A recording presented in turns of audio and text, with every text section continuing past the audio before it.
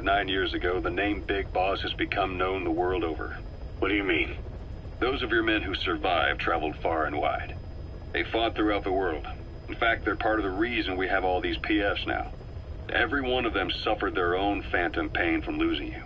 Talking about you wherever they went helped to heal their wounds. Your actions and words, your legend, has been told on every battlefield they've set foot on.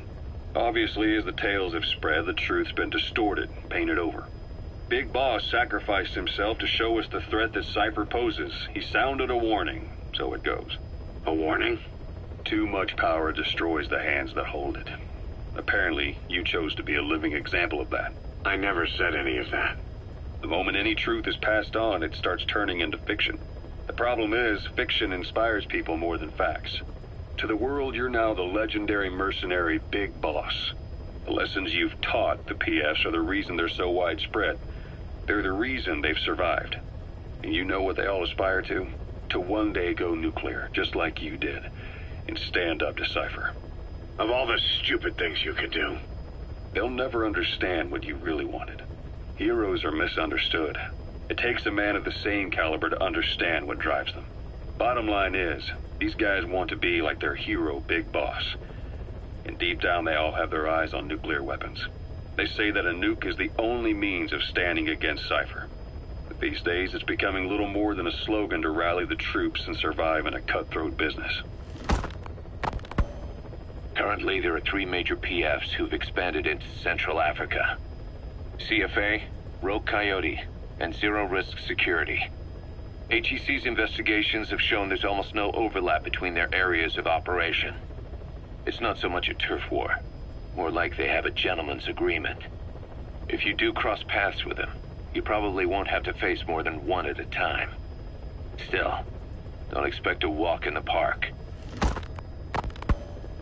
The CFA, Contract Forces of Africa. These guys are a major player. Their head office is in Pretoria, South Africa.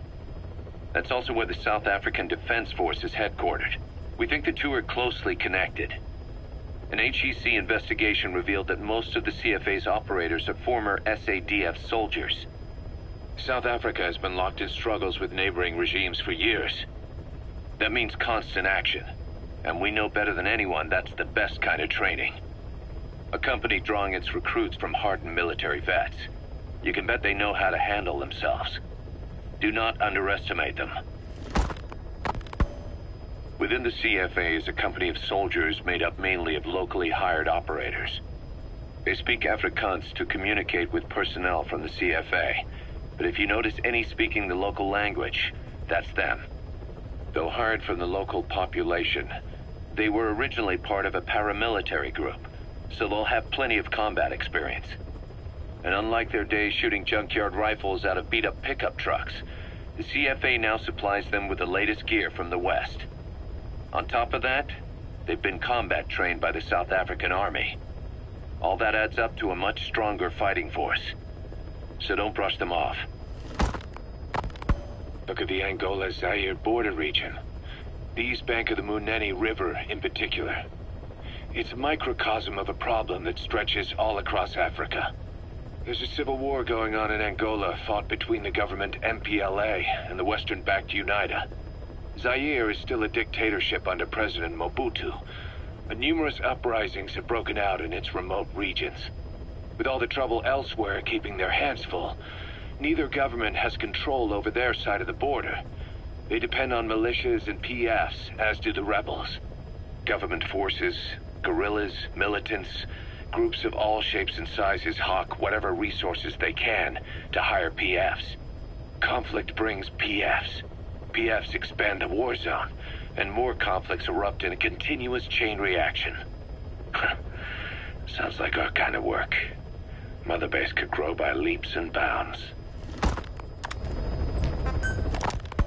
Hard to believe how many of those bipedal weapons have popped up around Africa. When did that start? No more than 6 months ago. Didn't really hit me until I came here.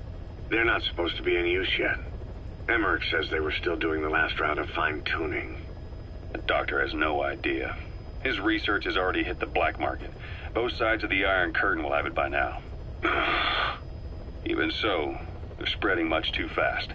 Sure, the Walker gears can operate in any terrain. Their mobility's just as good in the jungle as it is in the desert. That would come in handy in a place like Africa.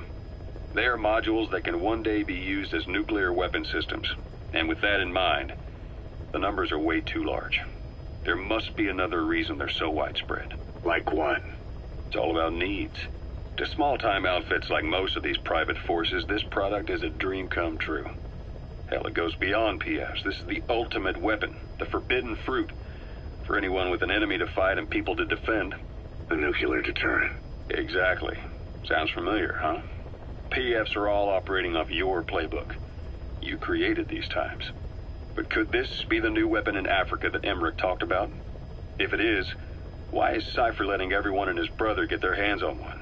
What comes next? Selling nuclear weapons in the open? Making them public property? Why don't they give that a try? Then the next war really will be fought with sticks. Right. The man we're dealing with isn't foolish enough to make a suicide pact with the world. So, what is Cypher really up to?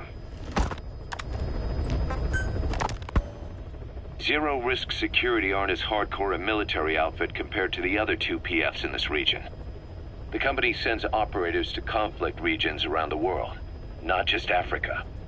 They have decades of combined experience. They're also based out of South Africa. Their headquarters is in Johannesburg. A lot of their work involves corporate security for South African companies, but a good number of their operators are retired South African military. So don't mistake them for a bunch of security guards. Rogue Coyote operates mainly out of Africa these days. Of the three PFs, they're the smallest. However, they scooped up most of the Rhodesian SAS after the country collapsed 4 years ago. Picture their entire organization as one big special forces unit. With Rhodesia a British colony, the Rhodesian SAS had its origins in 22 SAS Sea Squadron. They started out as a group known as the Southern Rhodesia Volunteers, but in '51 they were incorporated into 22 SAS as members of the British Commonwealth and deployed to fight guerrillas in the Malayan emergency. Even now, 22 SAS keeps the Sea Squadron designation empty in recognition of their service. In a way, you could say the SAS almost makes up the core of Rogue Coyote. Later on, they were bolstered by other talent, including former Celis Scouts and 32 Battalion. These guys are direct descendants of the best special forces in the world. They won't go down without a fight. Don't get careless. Kunganga Mine. A civil war's been going on in that region for the last 20 years. It's being fought by what are now two ethnic groups, the Buta and the Mbele. Originally, you could barely tell them apart, but the reason for the current armed conflict goes back to World War I. After the war, their land was colonized by a European power, and it decided to give local control to the Buta. That split the two groups into rulers and subjects, laying the foundations for an inevitable civil war. The friction between them remained even after they won independence from Europe. The Buta are holding on to power to this day, and the Mbele rebels continue to fight back. The conflict is funded by locally mined gold, rare metals, diamonds. They've used the money from those to arm themselves, buy oil, and even hire PFs. The Buta administration owns the mining rights to Kunganga Mine. But most of the laborers are Mbele, who they've taken prisoner. The product they've gouged out of their land is bought up by cheap Western corporations. And the civil war is fueled by the profits. That's how it goes. One country's people is split apart by another country. Then the two groups tear up their own land for money in order to fight each other. Now this civil war started by a foreign power is the norm, and it's sucking up all the country's resources. PFs are just the same. They follow the money, taking war with them wherever they go. That goes for us too. It's an endless river of bloody retaliation, and we're standing downstream. Should we make a stand and staunch the flow? Or wade in amongst the corpses and make a bigger splash than the rest? We'll follow your lead, boss.